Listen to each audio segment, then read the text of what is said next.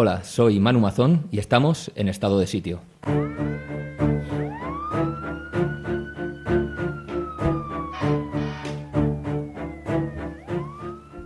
Dicen que la fe mueve montañas, que a Dios lo que es de Dios y al César lo que es del César. Pero la jerarquía eclesiástica, consciente de que el poder tiene una base material, no lo fía todo a estos principios. Por eso el clero siempre busca aliarse con el Estado y con otros poderes fácticos, para convertir en leyes sus propios preceptos morales y garantizar así una posición social hegemónica. En este sentido, la actitud de la jerarquía eclesiástica se asemeja bastante a la de los grandes capitalistas que predican el libre mercado y la abolición del Estado social, pero que a la hora de la verdad son los mayores beneficiarios de subvenciones y exenciones fiscales. La finalidad en ambos casos es la misma: blindar sus privilegios. Hoy en día, las relaciones Iglesia-Estado se concretan en una serie de acuerdos heredados del franquismo que conservan un marcado sesgo nacional-católico.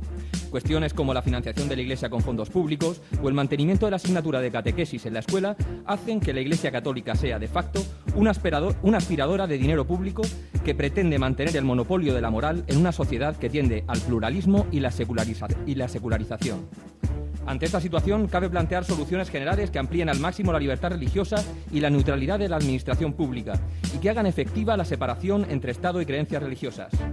Hoy, en Estado de Sitio, abordamos las relaciones entre Iglesia y Estado. Estamos en Estado de Sitio. Hola, buenas tardes, bienvenidos al quinto programa de Estado de Sitio.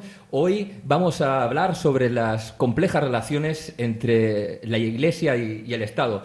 Para ello contamos con Luis Calero, profesor de Filosofía y de Ética. Buenas tardes, Luis. Hola, buenas tardes. También contamos con Charo Moreno, militante de la OAC. Hola, buenas tardes. Buenas tardes, Charo. Y con Antonio Pagán Rubios, socio de Europa Laica. Buenas tardes, Antonio. Hola, muy buenas tardes a todos. Buenas, pues para empezar me gustaría que sintetizaseis un poco cuál es vuestra idea de las relaciones entre Iglesia y Estado en un titular. Por ejemplo, podría ser el laicismo no es un complemento opcional de la democracia, sino un elemento consustancial del Estado de Derecho. ¿Charo? Yo te diré lo que deseo que fuera, ¿no? Diálogo, transparencia y separación. ¿Antonio? Sí, la relación entre la Iglesia y el Estado debe ser totalmente aislada una de otra y meramente diplomática. Nada de inmiscusión de uno en el otro. Pues muchas gracias por los titulares y ahora para poner un poco en situación a nuestros oyentes de cuáles son las coordenadas del debate, vamos a escuchar este reportaje que han preparado los compañeros de redacción. El binomio Iglesia-Estado ha constituido a lo largo de la historia española una relación de complicidad apenas interrumpida. Impulsora y beneficiaria del colonialismo español, aliada histórica de las clases dominantes y pilar fundamental de la dictadura franquista, la jerarquía católica ha sido capaz de adaptarse y condicionar la política española. En contraposición a la Constitución republicana de 1931, de corte más laico, la Constitución del 78 abre la puerta a la alianza entre Estado e Iglesia. Con la ratificación en el 79 del concordato entre el Reino de España y la Santa Sede, se consagra el influjo del clero en la política nacional. Concesiones políticas, exenciones de impuestos, financiación pública y otras regalías han sido constantes en el bipartidismo español. Según el Diario Público, en el año 2010, la Iglesia española habría recibido más de 6.000 millones de euros de dinero público. Asimismo, tal como apunta el catedrático de Derecho Alejandro Torres, la ley hipotecaria permite que la Iglesia se apropie de parte del patrimonio público. Este es el caso de la Mezquita de Córdoba, en riesgo de pasar a titularidad católica si los poderes políticos no intervienen para impedirlo. En el plano ideológico, organismos como la Conferencia Episcopal han jugado un papel clave en la oposición a los avances en materia de igualdad y derechos reproductivos. Las relaciones homosexuales son objetivamente desordenadas. Si es enfermedad o no, eso no es competencia de la Iglesia decirlo. Para eso están los médicos y los psiquiatras. La sombra de la Iglesia también es alargada en el municipio de Orihuela. En este sentido, según el rastreo documental efectuado por el miembro de Izquierda Unida Carlos Navarro, en el año 2012 la Iglesia Católica se vio beneficiada en más de 400.000 euros procedentes de las arcas municipales. El importe del IBI anual que la Iglesia debería pagar en Orihuela ronda, según datos del propio ayuntamiento, alrededor de unos 200.000 euros anuales. Este IBI no se empezó a cobrar, pero además no es que se recortara el gasto o las partidas presupuestarias que el ayuntamiento da a la Iglesia, sino que se vinieron aumentando. 90.000 euros que se destinan a la Junta Mayor de Cofradías para que salgan las procesiones de Semana Santa, otros 60.000 euros que se destinan para la procesión católica del Sábado Santo, y así sucesivamente otras muchas partidas presupuestarias de menor cuantía que se vienen destinando para promocionar y publicitar la fe católica. Hoy, en Estado de Sitio, debatimos sobre el peso de las sotanas en la balanza de la justicia. Estado de sitio. Bueno, pues arrancamos el debate sobre las relaciones entre Estado e Iglesia hablando del concordato, ¿no? Las relaciones entre el Estado y las distintas comunidades religiosas están determinadas en el Estado español por pactos bilaterales. En el caso de la Iglesia Católica, los pactos se concretan en el concordato, ¿no? Y en diversos acuerdos que regulan aspectos jurídicos, económicos o educativos. ¿Consideráis que este marco legal garantiza la libertad de culto y de conciencia en igualdad de condiciones? Luis. Empiezo yo mismo. Pues a mi modo de ver, en modo alguno. Es decir, el concordato y los posteriores acuerdos que han ido concretando los diferentes aspectos de la relación entre el Estado y la Iglesia, lo que significan son una injerencia de la jerarquía eclesiástica en la vida civil de los españoles, con tal de prolongar una serie de privilegios y de mantener su influencia en ámbitos tan importantes como es, por ejemplo, la educación. De manera que,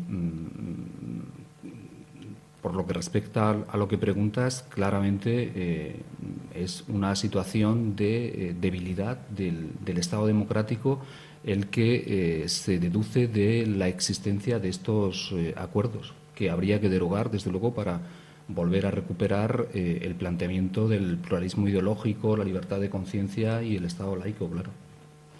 Yo estoy de acuerdo con Luis, ¿no? Es decir, yo creo que la garantía de la libertad de culto la da un Estado democrático, ¿no?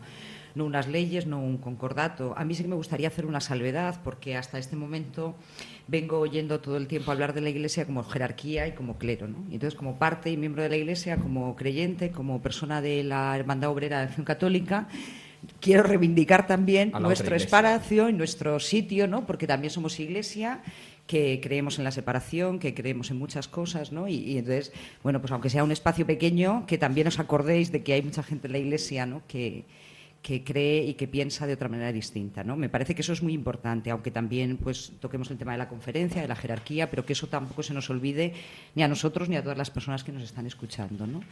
Y entonces, como decía, estoy muy de acuerdo con Luis. O sea, yo creo que la garantía, lo que decía antes, de la libertad de culto la da una democracia, ¿no? Y la da la propia vida, la propia fe, que la pluralidad es una riqueza, ¿no? Y que creo que una institución como la Iglesia, ¿no? Desde principio hasta fin, nunca puede estar regida ni sometida a un Estado, ni un Estado sometido a un culto concreto, ¿no? Como en este caso sería el culto de la Iglesia Católica. ¿Antonio? Sí, yo, en primer lugar, me interesa destacar una palabra que he oído en el preámbulo de la introducción que se ha hecho, ¿no? Que me ha parecido interesantísima. Dice, la Iglesia supo adaptarse al Estado que estaba surgiendo. Yo no estoy de acuerdo con eso. La Iglesia no se adaptó. La Iglesia, en mi opinión, impuso los criterios para el siguiente Estado. Es decir, con la excusa de la Constitución y la aconfesionalidad, la Iglesia ya marcó sus prerrogativas para la siguiente etapa del Estado español. Salíamos del estado de una dictadura, del nacionalcatolicismo, se suponía que entrábamos en una fase de nueva democracia y de transición, y a partir de ahí la Iglesia, en mi opinión, fue la que arbitró y movilizó los hilos para no perder las prerrogativas que arrastraba desde aquella época. Hecho esa aclaración de la adaptación, que me ha resultado curioso, indudablemente yo creo que los concordatos son un obstáculo muy importante en el Estado español para encontrar el laicismo y para encontrar la libertad de conciencia y una verdadera democracia. No podemos estar pretendiendo tener una democracia cuando resulta que de unos presupuestos generales de un Estado, yo, por un concordato que se firmó en una época dictatorial, tengo que trasladar un importe económico que, en mi opinión, perjudica a una ciudadanía que no participa de esa libertad de conciencia, que no participa de ese culto, que no participa de esas creencias, y, sin embargo, sí que están preponderando otras cuestiones que están favoreciendo a aquellos que creen en eso. Porque en aquella época del año 31 estaba claro que no todo el mundo tenía esa intencionalidad del nacionalcatolicismo, pero bueno, vinieron unos señores, se perdió una guerra civil y a partir de ahí el nacionalcatolicismo se impuso, de tal manera que ya no es cuestión de lo que piensa la gente muchas veces, sino es cuestión de cuántas regalías tiene la gente a costa de esos concordatos. Muchas veces la gente te puede decir, bueno, es que yo no soy practicante, no soy cristiano, no soy católico practicante, pero llevo a mis hijos a un colegio concertado porque, bueno, al fin y al cabo tampoco les hace daño. A mí esas incoherencias me resultan muy chocantes, ¿no? Entonces, yo creo que hay una injerencia muy importante de la Iglesia en el funcionamiento del Estado, y el concordato es un ejemplo de él que debería de desaparecer, lógicamente.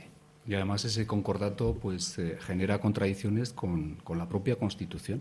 Quiero decir que muchas de las disposiciones que son relativas a la educación y que privilegian la enseñanza de la religión o de la confesión católica en otros órdenes de la vida están basadas en esos acuerdos fuera de la Constitución y, por tanto, generan una contradicción en aspectos importantes. Es decir, si la Constitución proclama como derecho fundamental la libertad de conciencia, el respeto a los derechos humanos, etcétera, pues ahí tienes el concordato que desde el momento en que, por ejemplo, pues pretende acaparar las conciencias de los niños escolarizados en el dogma católico, está ya suponiendo una interferencia muy importante en lo que es la libertad de conciencia. Es decir, para que exista libertad de conciencia tiene que haber libertad, y si hay imposición desde pequeños y esa imposición además está oficializada, no hay libertad de poder elegir si yo soy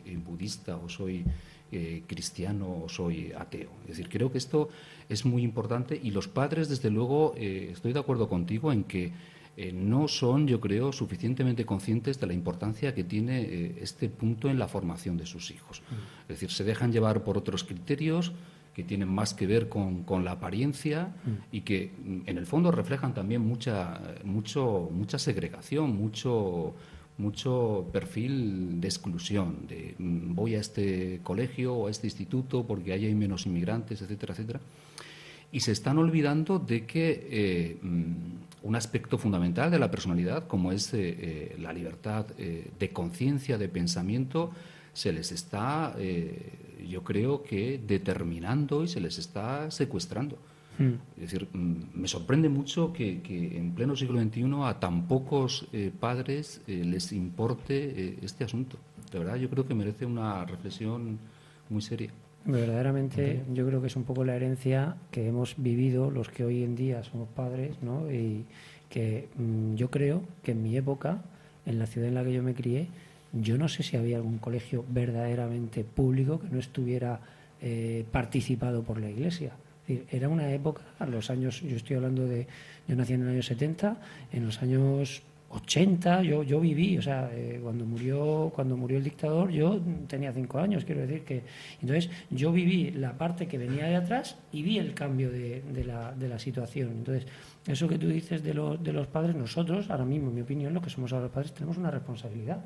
Y esa responsabilidad parte de encontrar ese punto de equilibrio respecto de esa libertad de conciencia, porque al final es un punto de equilibrio.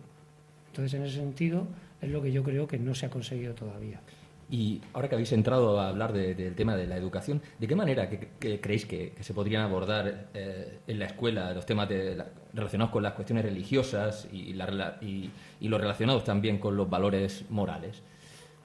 Es decir, ¿creéis, por ejemplo, que la solución que se dio, por ejemplo, el gobierno socialista de Zapatero con la asignatura de educación a la ciudadanía era una solución válida? Tú eres profe, ¿no? Bueno, empieza el profe y luego seguimos los padres y las padres. Pero no es una condición discriminatoria, ¿no? Ni para mejor ni para peor. Bueno, son muchas cosas, Manu, las que planteas, ¿no? En principio, desde mi punto de vista, la religión debe estar fuera del sistema educativo público. No encuentro argumentos para sostener que un conjunto de dogmas que carecen de justificación racional y que no pueden comprobarse tampoco por modo empírico alguno, pues reciban, digamos, el trato que reciben pensamientos basados en la racionalidad y en la experiencia. Por tanto, ese es el punto primero. Esto no significa que quien esté criticando la religión como un sentimiento legítimo de gran parte de la humanidad, por cierto, y que conlleva, pues, digamos, aspiraciones y deseos que son absolutamente respetables. Igual que tampoco estoy criticando a los profesores de religión, en tanto que digamos, desempeñan una función, pues que actualmente la legislación les reconoce, ¿no? Pero sí que es verdad que no encuentro el lugar de la religión en la escuela. Creo que hay otras formas de adoctrinar en las creencias religiosas fuera de los horarios lectivos y fuera de los centros públicos, y que en este sentido yo creo que la LODE que puso en marcha el Partido Socialista pues hizo un flaco favor a este punto. Y muy brevemente, respecto de la asignatura de Educación para la Ciudadanía, yo soy profesor de Educación para la Ciudadanía. Os puedo decir que es una asignatura con un espacio y un tiempo muy reducido. Yo doy esa asignatura en segundo de la ESO, es 1 hora a la semana. Y bueno, menos da una piedra, ¿no? Yo creo que desde luego, tal y como está ahora mismo la vida, en el sentido de que muchos aspectos que consideramos básicos de la educación cívica, pues no son inculcados con la suficiente fuerza y energía como debiera en las familias, creo que la escuela pública debe reforzarlos, porque es la garantía de la convivencia democrática y del respeto sobre el que se debe asentar cualquier sociedad. Por tanto, me parece un disparate el haber suprimido esta asignatura y el haber dado otra vez un poder que no debiera haber sido así a la asignatura de religión, equiparándola a otras materias. Porque esto supone además que el alumno que elija religión no va a estar instruido en educación cívica. ¿Charo? Bueno, yo creo que la educación en valores es fundamental, ¿no? Pero yo creo que esas cosas empiezan siempre en casa, y si no empiezan en casa, esto de llevamos a los niños a la escuela para que en la escuela nos los eduquen, ¿no? O sea, yo creo que esto es un error, y me parece que hay mucha conciencia de esto, ¿no? Que lo soltamos ahí en el cole y que se las ventilen los profes. Yo creo que la educación en valores empieza en casa, pero también creo que es una cosa transversal en la enseñanza, ¿no? En la educación. Y creo que el niño, cuando va al colegio, no debe solo recibir una serie de conocimientos que le llenen la cabeza, ¿no? Sino que también, de alguna manera, pues lo que tú le enseñas en casa se refuerce en la escuela. Entonces, por tanto, entiendo que la religión como asignatura, que en realidad lo que transmite también son una serie de conocimientos, ¿no? O sea, no transmite nada más allá.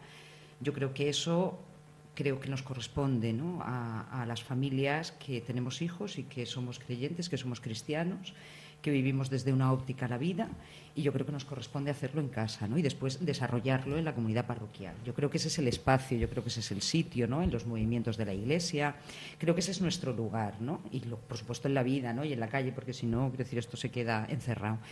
Pero la escuela es un lugar para formarse, pero para formarse como persona, para formarse en conocimientos, para formarse en valores, en ética, ¿no?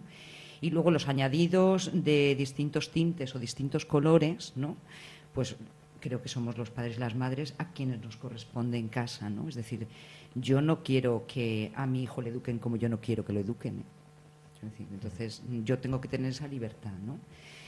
Que ahora mismo tenemos religión y que es una asignatura y es optativa, bueno, pues es cierto, ¿no? El que no quiere no lo lleva, ¿no? Como os decía antes, a veces es contradictorio, porque a veces es yo paso de todo, pero apunto a mi hijo a religión, ¿no? Y pues no lo apuntes, o sea, ¿para qué lo apuntas, no?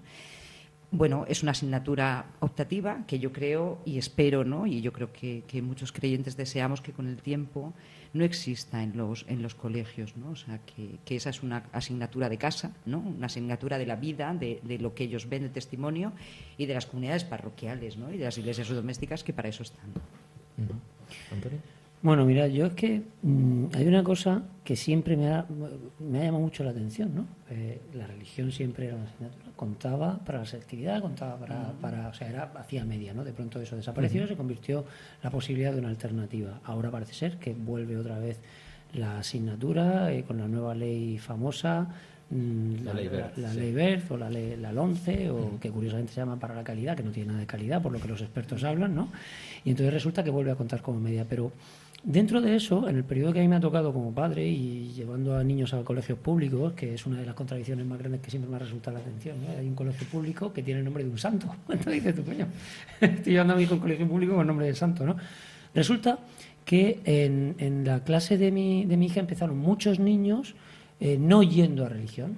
Entonces la alternativa, que se llama, la daban ellos al principio. ¿Qué ocurría? Que los de religión se quedaban en el aula y los de alternativa se iban. Y a mí que yo me llamaba mucho la atención, ¿no? Yo decía, ¿por qué se tienen que ir los de alternativa del aula y se quedan los de religión? Eso ya me daba de pensar cómo había ahí un movimiento inconsciente donde había demasiado peso, ¿no? de la religión dentro de la esfera pública en movimientos inconscientes. Lo mismo cuando estoy en un aeropuerto y veo todas las cintas, veo como un movimiento a conducir a la masa por donde se quiere que se vaya, ¿no? Entonces, yo creo que lo importante es que cualquier ser humano pueda tener capacidad libre de pensamiento. No se puede conseguir esa capacidad libre de pensamiento si en una escuela, desde una edad muy infantil, donde tú todavía no has desarrollado esas capacidades, te están metiendo ciertos conceptos y ciertos conocimientos que, como ha dicho perfectamente Luis, no son empíricos, no se pueden contrastar. Y entonces te están inculcando que hay unos dogmas, que hay unas cuestiones, aunque sea alternativo, pero luego esa alternatividad no es tan alternativa, porque al final se está expandiendo dentro del mismo entorno colegial. ¿Qué es lo que yo pienso? Que la religión debería de salir de las aulas y debería de salir de las escuelas. Creo que teníamos que tener como referente la ley francesa del año 1905, que separó Iglesia de Estado, y en Francia la Iglesia ni se ha ido a pique, ni ha dejado de ser lo que era, porque sigue teniendo sus creyentes, sigue teniendo sus católicos, sigue teniendo esas cosas. Yo creo que es un referente que tendríamos que tener ahí. Y luego, aparte, Luis, que es filósofo, lo sabrá. A mí hay un autor que me encanta, que es Schopenhauer, en el mundo como, la obra que tiene del mundo como voluntad y representación, en uno de los apartados, en el volumen 1, dice que no hay nada tan sencillo como manipular la conciencia de un ser humano cuando desde los 0 a los 8 años estás inculcándole conceptos religiosos. Es decir, lo fácil es eso. Por eso es tan importante muchas veces para las iglesias o para el clero, como queramos llamarlo, Charo, el hecho de que desde la más tierna infancia te estén inculcando unos conceptos. ¿Por qué? Porque ya van contigo para toda la vida. Y es muy difícil luego discernir y buscar ese equilibrio que no existe. Por eso yo entiendo que totalmente tendría que estar separado. Pero puesto que no está separado, cuando llega una persona y pone una asignatura que se llama Educación para la Ciudadanía y utiliza un término de punto de encuentro de toda una nación que somos ciudadanos, resulta que eso tampoco viene bien. Y para mí es un claro ejemplo del miedo. Aquí hay miedo por parte de quien está en el poder tanto tiempo y tantos años a perder su cuota de mercado. ¿Por qué? Porque ya hay estadísticas que demuestran que en la casilla de la renta no es la Iglesia la que más recibe. Luego hay otras organizaciones sociales que sí que forman parte de la Iglesia, que la Iglesia lo hizo muy bien, hizo fundaciones, hizo cosas para no perder eso. Pero ya no es la Iglesia quien más recibe. Ahí hay miedo a perder esa capacidad. Si pierden los colegios, si pierden la asignatura de religión, poco a poco desaparece el concierto económico y ya poco a poco los colegios concertados a lo mejor, hoy no, pero a lo mejor dentro de 20 años ya se pondrían en cuestionamiento también. Y esas cuestiones para mí son muy importantes. Me vais a permitir, hablemos de dinero. Ha hecho referencia Antonio a la financiación de la Iglesia. Actualmente la Iglesia se financia, por un lado, con lo que recibe a través del IRPF, con la famosa casilla de la declaración de la renta a la que ha hecho referencia Antonio. Por otro lado, con lo que deja de pagar debido a las exenciones fiscales, ¿no?, como la del IBI. ¿Cómo valoráis este método de financiación y qué alternativas planteáis? A mi modo de ver, creo que hay en uno de los acuerdos posteriores al 78, no sé si fue el del 79 o alguno posterior, hay un compromiso de la Iglesia Católica de autofinanciación. Creo que, en términos generales, podríamos decir que lo ideal, desde mi punto de vista, sería que la Iglesia Católica se autofinanciara. La Iglesia Católica y la Iglesia Budista y los musulmanes y los mormones. Quiero decir que no veo razón alguna por la cual hayan de salir dinero de los fondos públicos para financiar actividades, para financiar enseñanzas que, por muy respetables que sean, no son enseñanzas fundamentales en un Estado de Derecho, por varias razones. En primer lugar, porque desde el punto de vista de lo respetable, lo fundamental no es el ser religioso, sino la dignidad humana. Y la dignidad humana no presupone ninguna necesidad de concepto divino. Por tanto, yo creo que ese sería el camino, un camino pues que ha sido torpedeado y que las sucesivas reformas y apaños que se han ido señalando, pues lo que han hecho ha sido arrancar cada vez más dinero de las arcas públicas con las leyes que se han promulgado. Podríamos hablar de datos, por aquí tengo alguno y si lo encuentro ahora podré aportarlo mientras dejo paso aquí a mis compañeros. Me interesaría conocer eso, ¿cómo veis desde la OAC, Charo, la cuestión de la financiación de la Iglesia? Bueno, desde la OAC y desde muchos movimientos y desde mucho cristiano de a pie que no lleva apellido, ¿no? También tengo que decirlo. Lo que decía Luis fue en la reforma del 79, cuando la Iglesia da un paso de comprometerse a esa autofinanciación, ¿no? En esa reforma del concordato. Pero bueno, eso no llega, ¿no? Entonces Antonio hablaba de miedo. Yo luego quiero introducir otra clave, ¿no? Para que no solo tiremos piedras a un tejado, que está muy bien y que creo que es necesario, ¿no? Pero para que también hagamos una reflexión sobre qué está haciendo el Estado y los distintos gobiernos con las distintas ideologías, ¿eh? Es decir, porque hemos tenido gobiernos diferentes que han tenido en su mano la oportunidad de mucho y no han hecho nada, ¿no? Entonces, y ahora se quejan y se rasgan las vestiduras. Entonces, yo creo que el tema de la financiación es claro, ¿no? O sea, yo creo que los cristianos, si queremos tener un lugar donde nos reunamos, ¿no? Que en este momento conocemos como iglesia, ¿no? Como iglesia-templo o un local o algo así. Es decir, yo creo profundamente que somos nosotros quienes nos lo tenemos que financiar, ¿no? Los lugares de encuentro antes eran las casas, ¿no? Hace muchísimos siglos, ¿no? Los primeros cristianos se reunían en las casas y estaba, bueno, pues luego somos más gente, necesitamos un sitio. Yo creo que una asociación, una entidad, cuando quiere reunirse se alquila un local, ¿no? Pues nosotros exactamente igual. O sea, yo creo que el Estado a la Iglesia no debe financiarle nada, entre otras cosas porque nos hace sin querer perder mucha libertad, ¿no? Libertad de ser, libertad de hablar, libertad de decir, porque como cualquier otra institución tenemos derecho a hablar y a decir lo que pensamos, ¿no? No a imponer nada, pero sí a decir lo que pensamos. Y yo creo que el recibir dinero muchas veces puede ser que haya que sectores de la Iglesia silencien, ¿no? Lo que realmente piensan y lo que realmente sientan, o que solo se oiga la voz en momentos muy determinados, ¿no?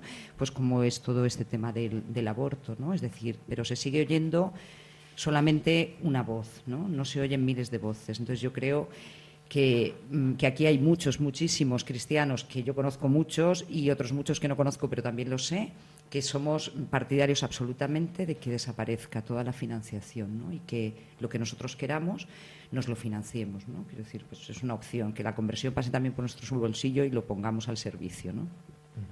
Antonio. Hombre, yo, evidentemente, por el discurso que tengo y por el pensamiento que lógicamente he llegado hasta aquí después de mucha reflexión, entiendo que el dinero que recibe la Iglesia es un dinero que yo le estoy regalando a una acción de algo que no me gusta que reciba, por una razón muy sencilla. Creo que el hecho de tener una ciudadanía pasando hambre y que haya unos beneficios económicos excesivos para una serie de señores por el hecho de tener un discurso donde ellos deciden qué es lo que está bien y qué es lo que está mal, a mí eso me parece una falta de respeto a mí. ¿Por qué? Porque yo soy una persona que soy profesional independiente y yo tengo que pagar cada 110 días unos impuestos y que luego cuando hago mi declaración de renta también tengo que pagar. El hecho de que de ese dinero, esas personas, porque son los que dicen lo que está bien y lo que está mal a cada ser humano, puedan coger ese dinero, a mí me enfada muchísimo. Pero hay algo más. No es solamente que reciban dinero de los presupuestos, y no es solamente que eso sea así, como ha dicho muy bien Charo, a lo largo de distintos gobiernos con distinta ideología, entre comillas, para mí, ¿no? Siempre han tenido un punto de encuentro. ¿Y cómo puede haber un punto de encuentro en algo tan obvio? Si tú tienes una forma de tu programa político, lo que no puedes hacer es cuando estás gobernando, ese programa ya se difumina por beneficio a unas personas que al final me estás demostrando que son los que verdaderamente están gobernando en una ciudad. ¿Qué sucede? Que no es solamente lo que reciben, es lo que no pagan. Porque es que hay muchas cosas que no pagan. Ojo, que en esto de la economía está el dar y el recibir o el no pagar, que son los impuestos. O sea, hay bonificaciones, hay exenciones, no solamente el pago del impuesto o que yo te pago de los presupuestos. Los ayuntamientos todavía siguen sin cobrar el IBI a los lugares donde está el templo. Y yo por tener una propiedad, cada año tengo que pagar unos euros, que no son pocos. Y un terreno que está a pie de superficie de cota cero, que es una iglesia, que ocupa normalmente más de 200 y 300 metros, no pagan nada. A mí eso me chirría mucho los oídos. Porque en Estados Unidos sí que pagan, Quiero decir, en Estados Unidos está la iglesia, Estados Unidos es el país de Dios, in God we trust, como ellos dicen, y allí las iglesias pagan su recibo de contribución y en el parangón, y claro que aportan. Lo que no entiendo es por qué aquí no. Bueno, sí lo entiendo, perdón, no lo entiendo, pero sí sé por qué no lo hacen, mejor dicho, ¿no? Estaba buscando por aquí entre los papeles algún dato. Y por ejemplo, en lo que respecta a la financiación de la Iglesia Católica en España en 2012, el Estado español aportó en subvenciones directas y, lo que decía Antonio, exención de tributos, más de 11.000 millones de euros anuales. Más de 11.000 millones de euros anuales, sumando todos esos conceptos. Hubo también en un momento determinado en que la Iglesia tuvo que acomodarse a las directivas europeas sobre armonización fiscal y empezó a tener que pagar el IVA, cuando, en ese caso, para que no perdiera ingresos, se le subió el porcentaje del 0,52 al 0,7%, en relación con las declaraciones de IRPF en las que se marca la casilla de la Iglesia. Por lo tanto, a pesar de que ha tenido que pagar esos impuestos del IVA, al habérsele aumentado el porcentaje, en realidad ha cobrado más dinero. Y hablábamos antes también, lo comentabas tú, me parece, de la progresión o la regresión, mejor dicho, del número de personas que marcan la casilla de la X. Tenía por aquí también... no hay demasiada transparencia, todo hay que decirlo, en relación con este punto, ¿no? Pero... Perdóname que te interrumpa, no hay transparencia porque no conviene. Claro. No conviene que la gente se entere de que ya son muchos menos. La conferencia episcopal oculta más datos de los que debiera. Pero a pesar de todo su aparato propagandístico y mediático, en torno al 66% de los declarantes y las declarantes sigue sin señalar la casilla, como viene siendo habitual en la última década. No es eso lo que dicen luego en su propaganda, evidentemente, pero esa parece ser la terca realidad. Pero la realidad es esa. Yo, por terminar, que lo que quería decir, que no lo he dicho antes, es si se le concibiera, como ha dicho también Charo, me parece, como una asociación, los asociados mantienen sus asociaciones y los asociados se reúnen en sus locales y pagan sus alquileres. Y yo creo que debería de ser así. Y ya está. Habéis hecho referencia en alguna de vuestras intervenciones al papel de la Iglesia como lobby. El humorista gráfico El Roto publicó hace unos años una viñeta en la que apareció un sacerdote que decía: en el colegio doy clase de religión y en la Iglesia de política, ¿no?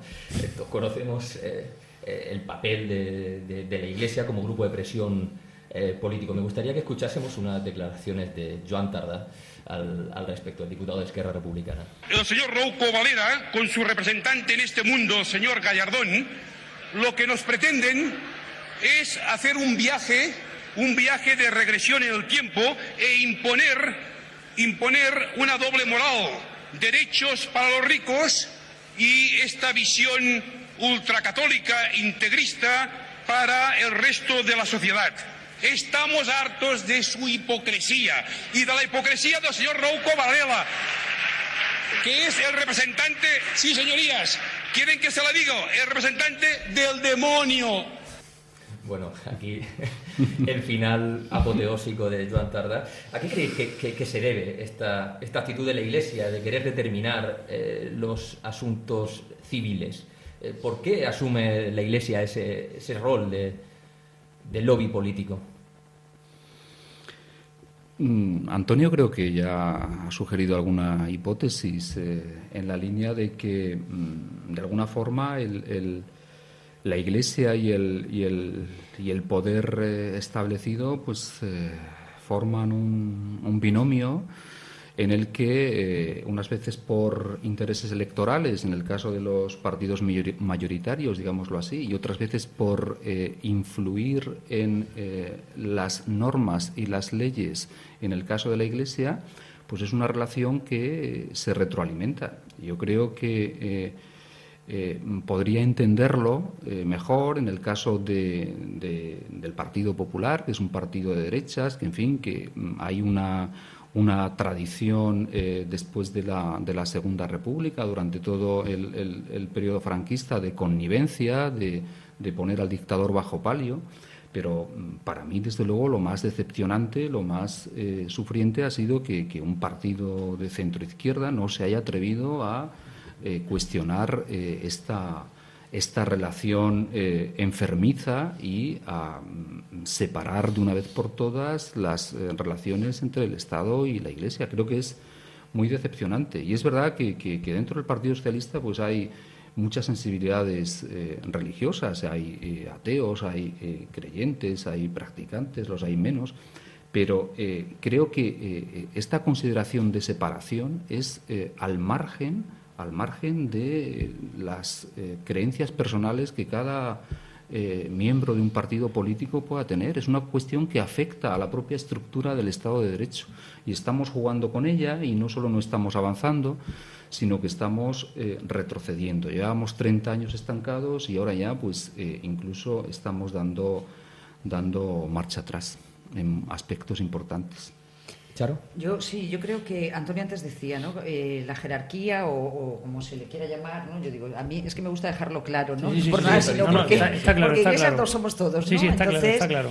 Sí que hay un sector de la Iglesia, Antonio decía, que hay miedo, ¿no? Yo eso lo comparto, o sea, yo creo que dentro de la Iglesia hay sectores que tienen mucho miedo, ¿no?, a perder ese poder, que yo creo que nunca deberíamos tener, ¿no? Porque si no, como que el Evangelio nos resuena poco dentro, ¿no? Pero bueno, que tienen miedo a perder ese poder, ¿no? Pero yo también me cuestiono, y es un debate que en casa muchas veces tenemos, ¿no?, hasta qué punto no son también los distintos gobiernos, ¿no?, a nivel de Estado, a nivel autonómico, a nivel local, los que de alguna manera también tienen que tener un poco de miedo en perder algo, ¿no?, cuando no hacen nada y cuando lo tienen en su mano, ¿no? Y decía el de Esquerra que estamos cansados, ¿no?, de esta hipocresía, señor Rouco, y yo digo, nosotros estamos también muy cansados, las personas, ¿no?, ciudadanos y ciudadanas, pues también estamos a veces muy cansados, ¿no?, con independencia de que seamos creyentes o no, de la hipocresía, ¿no?, del sector político.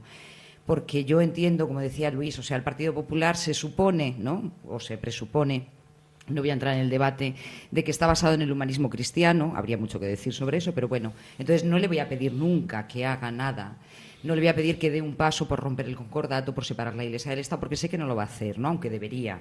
Pero un partido socialista, Izquierda Unida, si nos vamos a nivel más autonómico, Compromís, si nos vamos a nivel local, pues también el PSOE, los Verdes, Izquierda Unida, el Partido Comunista, es decir, yo creo que hay mucha ideología que, aunque dentro de esos partidos políticos hay mucho creyente y hay mucho cristiano, ¿no?, en la base, no han roto, no han hecho nada. Entonces, ¿el miedo dónde está? Yo creo que el miedo está en sectores de la Iglesia, pero también estoy convencida que tiene que estar en sectores políticos, cuando no dan los pasos, ¿no? Aquellos que promulgan, aquellos que, si me lo permitís, por hacerlo así como muy local, ¿no?, en esta tierra en la que vivo ahora, aunque no es mía, ¿no?, en Orihuela.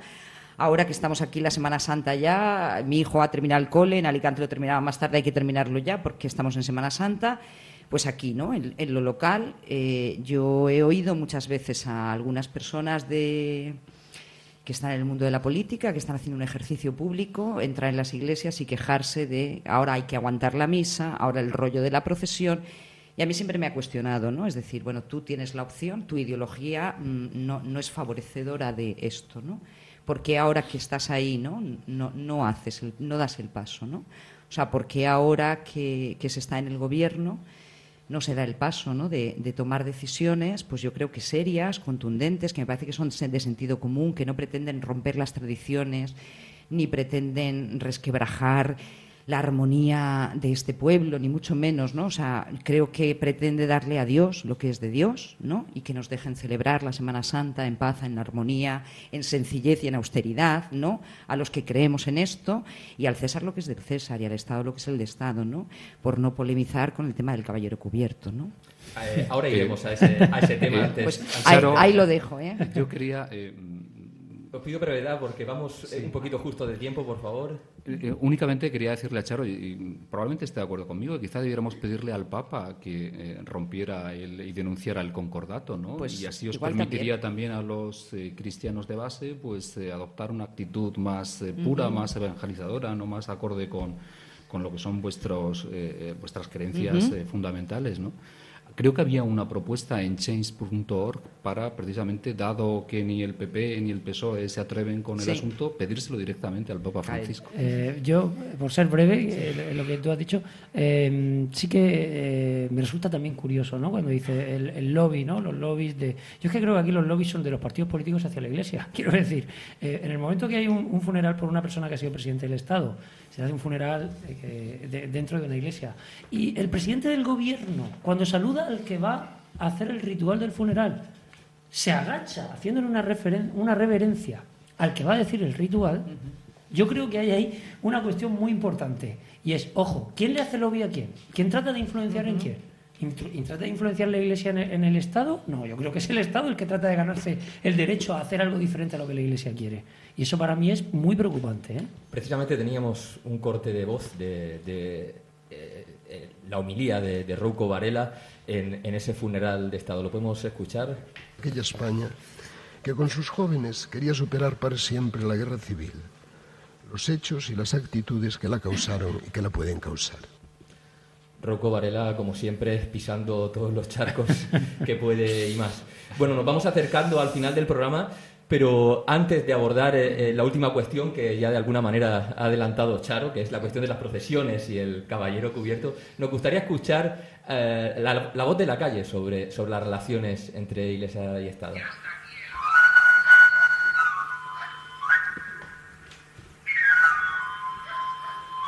Hay mucha gente que necesita mucho más que la Iglesia, cuando la Iglesia tiene mucho más que ninguno. La Iglesia, o sea, a lo largo de los años siempre ha conseguido, o sea, tiene mucha riqueza y esa misma riqueza ellos la deberían de distribuir de manera en la que ellos se puedan ir pagando sus propias cosas, no que el Estado venga de fuera a pagarle encima de todo, de la riqueza que tiene, darle más dinero. Es un gasto más, igual que puede suponer un gasto cualquier fiesta de una pedanía, cualquier fiesta de moros, es una procesión que por tradición siempre ha sido así, el ayuntamiento se ha hecho cargo de eso y no tiene por qué cambiar. Que creo que a lo mejor eso deberían de modernizarlo un poco, que eso parece que se han quedado como en los años 30, cuando era todo, cuando el franquismo, todo era por la Iglesia, por Dios y por España.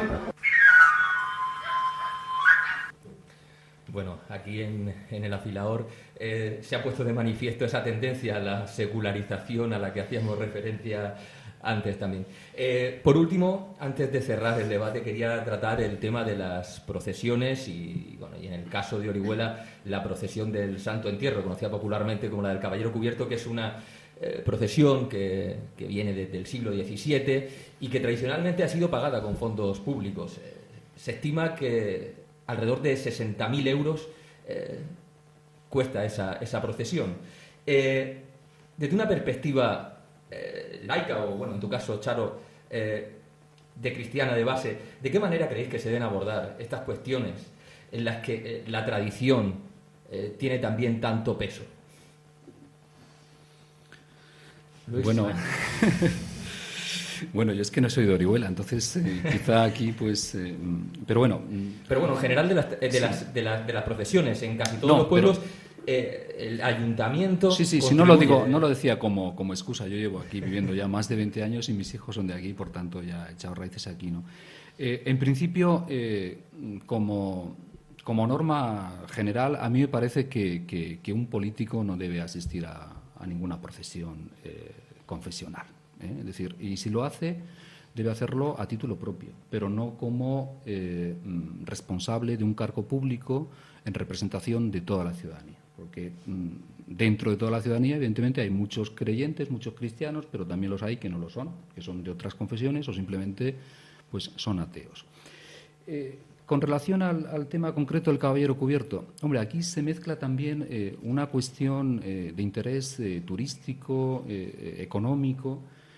Si no recuerdo mal, el elemento del caballero cubierto es uno de los 5 que promovieron la concesión a la Semana Santa de Orihuela del título de acontecimiento de interés turístico internacional. Todos sabemos que Semana Santa son unas fechas que generan mucho dinamismo en nuestra ciudad, que viene muchísima gente, que tienen una fama bien conseguida y que, por tanto, desde ese otro punto de vista también pues, es una manifestación que cabe considerarse.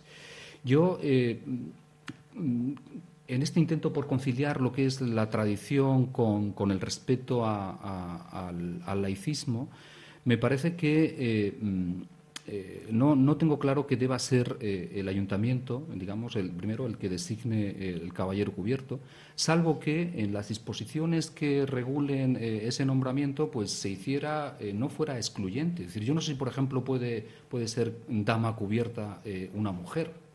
Si no puede serlo, bueno. desde luego, pues no estaría de acuerdo con esa manera de recompensar o de otorgar dignidad a una persona. O no sé si puede ser caballero cubierto alguien declaradamente ateo o un budista. Entonces, creo que es un elemento importante de nuestra Semana Santa, pero creo que habría que perfilar ahí algunos aspectos que chocan, yo creo, con ideas fundamentales que deben igualarnos y que no deben excluir a nadie de un honor como se supone que es cívico, ¿no? Aunque esté mediatizado por elementos religiosos. Bueno, yo creo que es muy difícil. Yo llevo viviendo poco en Orihuela, pero trabajando ya mucho, o sea, ya vamos camino de 7 años por estas tierras. Y yo cuando hablo de estas cosas siempre me cuestiono, ¿no? Entonces a mí un poco lo que se me dice es que como tú no eres de aquí no entiendes, ¿no? No entiendes la idiosincrasia, pues a lo mejor es verdad, ¿no? Pero yo lo que sí que entiendo es que la lógica, ¿no? El sentido común y lo que yo he ido viviendo y lo que a mí me han transmitido siempre, ¿no? Es que una cosa es un ayuntamiento por hablar a nivel local y otra cosa son las parroquias de un lugar, ¿no? Yo creo que también el pueblo de Orihuela no estaría dispuesto a que el ayuntamiento renunciase a organizar el caballero cubierto, ¿no? Yo lo digo porque he hablado con mucha gente, entonces es como muy indignante, ¿no? Que no, eso... Yo creo que es una procesión, yo creo que es un acto religioso, ¿no? Salimos a la calle pues con estatuas, ¿no? Pues antiguamente eso era una forma de catequizar, ¿no? De dar catequesis a la gente que a lo mejor no tenía oportunidad de leer, ni escribir, ni saber, ¿no? Entonces yo creo que está muy bien y si se quiere hacer, pues que lo organice la Iglesia, ¿no? Y tiene derecho a salir, como sale mucha gente, a hacer manifestaciones del tipo que sea, ¿no? Pero yo creo que aquí juega no solo la Iglesia, en este caso la Iglesia, la jerarquía de Orihuela en este caso, ni solamente en este caso el equipo de gobierno, ¿no? O sea, yo creo que el pueblo de Orihuela tampoco está de acuerdo con esto, porque yo las intervenciones que he oído es que, bueno, poco menos que estos rojos quieren cargarse nuestras tradiciones, ¿no? Entonces yo digo, yo soy creyente y no entiendo que los rojos, ni los azules, ni los blancos se carguen mi tradición, porque la mía es mía y no me la quita nadie, ¿no? Pero tampoco me la paga nadie que no sea yo. Ese era precisamente el sentido de la pregunta, ¿no? Porque son cuestiones que siempre, desde el punto de vista social, son muy delicados, ¿no? A la hora de abordar por cualquier administración pública, ¿no? Claro. Antonio, Yo sí, quería comentarte 2 cosas. Primero, bueno, no me olvido del tono de voz tan inteligente que pone Rouco Varela cuando quiere transmitir algo peligroso. Baja el tono y tal, igual, boom, eso tengo que decirlo, que si no lo digo no me voy a gusto de aquí, ¿no? Ya hablaremos de otra cosa. Pero sí que es una cosa para mí muy, muy, muy importante. 2 cuestiones. Primero, dices que son 60.000 euros los que se pagan. Aunque fuera 1 euro, no tienen que pagar ni 1 euro. Lo privado es privado y lo público es público. La Iglesia se inmiscuye en lo público y recibe dinero de lo público. Ya lo recibe por el IRPF, encima si lo recibe a lo local, pues ya me dirá. Y si encima no paga el IBI, pues ya me dirá. Es decir, recibe y encima tiene exenciones. Aunque fuera 1 euro no tendrían que pagarlo. Y hay otra cosa que has utilizado para mí, una palabra que a mí me hace reflexionar mucho, y es el peso de la tradición, el peso de la costumbre. Es que como es tradición, es que como es costumbre, oiga usted, pero es que el peso de eso nos está oprimiendo tanto que nos está impidiendo pararnos a reflexionar y a ver hasta qué punto esto nos gusta, no nos gusta, nos viene bien, no nos viene bien, es interesante o deja de serlo. Porque como es una tradición, ya nadie se plantea si, oiga, es que era tradición tirar un burro desde un campanario, joder, hasta que llegó alguien y dijo, oiga, esto es una barbaridad. Pues oiga, a lo mejor hay ciertas cosas que aunque sean tradición, pesan tanto que hay que replantearse hay que replantearse el funcionamiento de esas cuestiones, ¿eh? Pues vamos acercándonos al final. Hemos agotado los temas que teníamos preparados y la verdad es que han salido a la mesa pues reflexiones muy interesantes y me gustaría que en una frase intentaseis resumir lo que ha sido, bueno, una conclusión de lo que ha sido el debate o vuestras impresiones sobre las relaciones entre Iglesia y Estado. Antes me habéis dado un titular, ahora os pido que hagáis algo parecido a modo de conclusión tras el debate. Yo creo que es muy importante para avanzar en la discusión, es muy importante que la ciudadanía tome en consideración la importancia que tiene la libertad de conciencia, la libertad de pensamiento.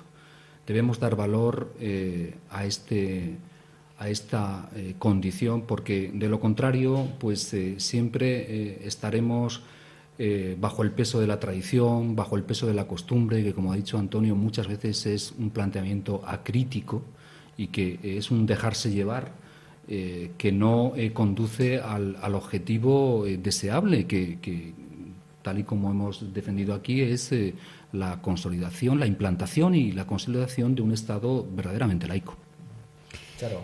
Bueno, yo diría que, al hilo de lo que dice Luis, yo creo que primero tenemos que empezar un proceso de generar conciencia, ¿no? O sea, conciencia de la necesidad de que dialoguemos todos juntos, de que nadie tenga temor, ¿no? Para que realmente podamos ser libres, porque es al final lo que vamos a conseguir es eso, ¿no? Es decir, desde cualquier lado nos posicionemos desde donde nos posicionemos, creyentes, no creyentes, de una religión o de otra, que todos tengamos esa conciencia de realmente buscar, ¿no? Buscar esa separación, que cada uno ocupe el lugar que le corresponde, porque es de la forma que vamos a poder convivir, dialogar y sobre todo ser libres. Antonio. Sí, yo creo que es muy importante que se consiga hacer entender a la gente, que es algo que utiliza la Iglesia desde sus púlpitos.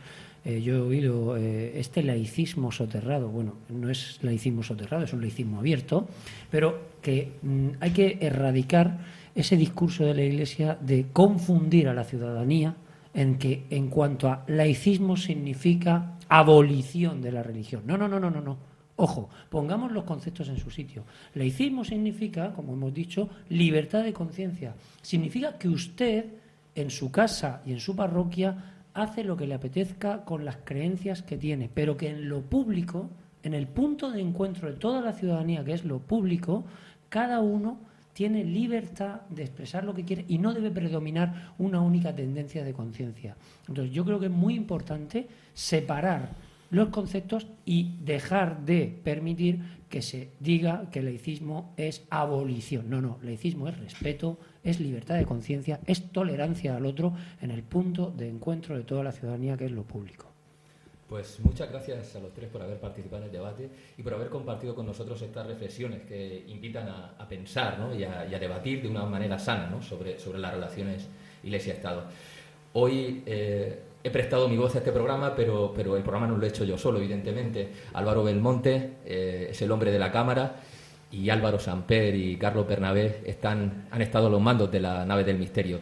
Y antes de cerrar el programa, queremos despedirnos con el corresponsal de guerra, Roge Cañedo, que nos habla desde Grecia. Saludos una vez más desde el frente, Manu. Cuando se corrió la voz en nuestras líneas de que en estado de sitio se debatiría sobre la relación Iglesia-Estado, nos vino inmediatamente a la mente una fotografía que el Ministerio de Interior publicó hace escasas semanas. En ella se veía al ministro Jorge Fernández Díaz inaugurando un cuartel de la Guardia Civil, acompañado por un subdirector de la Benemérita y su tricornio, así como por el arzobispo de Pamplona, que bendecía el acto. Cualquiera diría que los años han pasado en balde, pues solo el color de la imagen nos ayuda a distinguirla de cualquier otra fotografía de los largos años de dictadura. Como ya señalábamos hace unas semanas, en estado de sitio respetamos las manifestaciones de fe, pero no tenemos mucha simpatía por los negocios lucrativos, y en ocasiones nos cuesta distinguir en cuál de esas dos categorías se incluye la Iglesia. Echando la vista atrás, hacia esos tiempos que nos evoca la fotografía que mencionábamos, constatamos, por desgracia, que a lo largo del siglo XX la Iglesia como institución se ha aliado en repetidas ocasiones con gobiernos dictatoriales, funcionando como elemento legitimador de esos regímenes, en su mayoría fascistas, y aportándoles una indispensable base de apoyo social. En nuestros días, las altas esferas de la Iglesia, y así lo demuestran sus frecuentes declaraciones e injerencias en política, se siguen situando una vez más del lado de la reacción, censurando la libertad de las mujeres e interfiriendo en el ámbito personal de las familias, pero callando ante las injusticias de un sistema para el que la sanidad, la educación o la vivienda tienen cada vez menor importancia. ¿Es la Iglesia una asamblea de creyentes que comparten una fe y valores? ¿O es una estructura jerárquica situada al lado de los poderosos dispuesta a lo que sea necesario para preservar su hegemonía y privilegios? Necesariamente, estamos obligados a diferenciar entre esas élites eclesiásticas amantes del poder y la comunidad de creyentes y cristianos de base que a lo largo de la historia han entregado su vida por una causa solidaria de manera altruista. En el frente, sabemos que los cristianos de verdad no se identifican con aquellos que vestidos de oro dan lecciones de moral a las masas. En el frente, sabemos que los cristianos de verdad no están al lado de los poderosos y adinerados, sino junto a quienes menos tienen, luchando por un futuro mejor. En el frente, sabemos que puede existir una Iglesia alejada de la vida pública, que sea tolerante con la diversidad y respetuosa con quienes tengan otro credo o no tengan ninguno. En el frente, no queremos que nadie nos prometa otra vida mejor una vez hayamos muerto, sino que luchamos día tras día para construir el paraíso en la tierra. Seguro que hay muchos creyentes que están dispuestos a ayudarnos. Hasta aquí el corresponsal de guerra. Cambio y corto, compañeros. Esto es Estado de Sitio.